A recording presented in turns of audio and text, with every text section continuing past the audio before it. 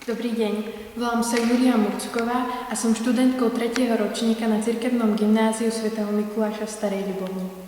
Toto video slúži ako praktická časť mojej stredoškolskej odbornej činnosti s názvom Metóda Ľudmily Mojžišovej Cesta k vytúženým potomkom. Následne vám v krátkosti demonštrujem 10 cvikov z tejto metódy. Cviky sa rozdeľujú do dvoch kategórií. Najprv sa cvičia uvoľňovacie cviky a následne posilňovacie cviky. Celý tento liečebný proces môže trvať viac ako niekoľko mesiacov, preto je veľmi dôležitá vytrvalosť a trpezlivosť. Cviky cvičíme, ak sa dá, ráno aj večer. Prajem vám veľa šťastia. Pri cviku číslo 1 ležíme na chrbte. Rukami si objímeme ohnuté kolena tak, aby lakte boli vystreté. Snažíme sa odlepiť kostrč od podložky, ale jemne tlačíme nohami k bruchu. Tento cvik opakujeme 10 až 15 krát. Počet opakovaní už nezvyšujeme. Cvik číslo 2. Pri cviku číslo 2 je rovnaká základná poloha ako pri cviku číslo 1. Kolena máme zohnuté, lakte sú vystreté. Nadýchneme sa a tlačíme kolenami do rúk. Vydržíme tak asi 8 sekúnd. Vydýchneme a znova sa snažíme kostrč dvihnúť ako pri cviku číslo 1 a tlačíme kolená k bruchu. Cvik opakujeme 10 až 15 krát denne, pričom počet opakovaní už nezvyšujeme. Pri cviku číslo 3 je základná poloha nasledovná.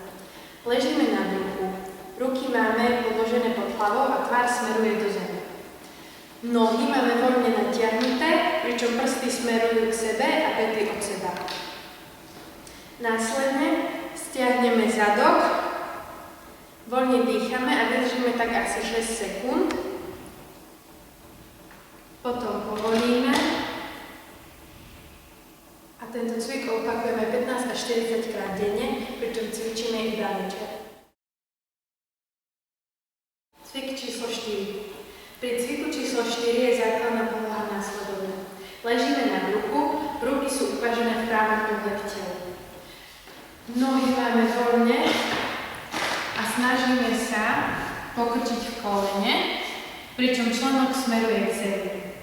Koleno tlačíme čo najvyššie v ruke, pričom brucho taktiež tlačíme k zemi. Snažíme sa dostať čo najvyššie v ruke, ak to nejde, tak pomôžeme si rukou. V tejto polohe vydržíme niekoľko sekúnd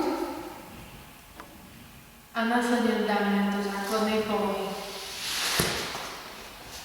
Počet opakovaní je na pravú nohu 10 až 15 krát, na ľavú taktiež 10 až 15 krát, pričom počet opakovaní už nezvyšujeme. Cvik číslo 5. Pri cviku číslo 5 je základná poloha nasledovná. Kľakneme si, ruky položíme na zem. Hlava uvoľnene visí, chrbát je rovný ako doska.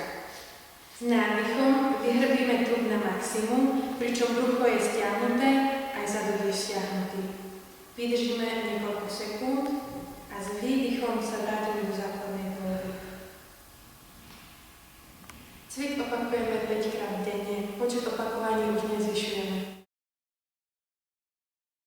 Cvik číslo 6. Pri cviku číslo 6 je rovnaká základná poloha ako pri cviku číslo 5. Pričom ľavú ruku dvíhame pravom uhle k telu a oči sledujú prsty ruky. S výdychom sa vraciame naspäť a opakujeme to isté aj druhou rukou. Počet opakovaní pre pravú ruku je 5 krát a pre ľavú taktiež 5 krát denne. Počet opakovaní už nezvyšujeme. Cvik číslo 7. Pri cviku číslo 7 je rovnaká základná poloha ako pri cviku číslo 5 a 6. Cvik precvičujeme nasledovne. Členky dvihneme nad zem asi 5 cm a spolu s hlavou ich vytačíme do jednej strany. Oči smerujú na špičky nôh a s výdychom sa vrátime späť do základnej polohy. Opakujeme to isté aj na druhej strane. Počet opakovaní cvikov je 10.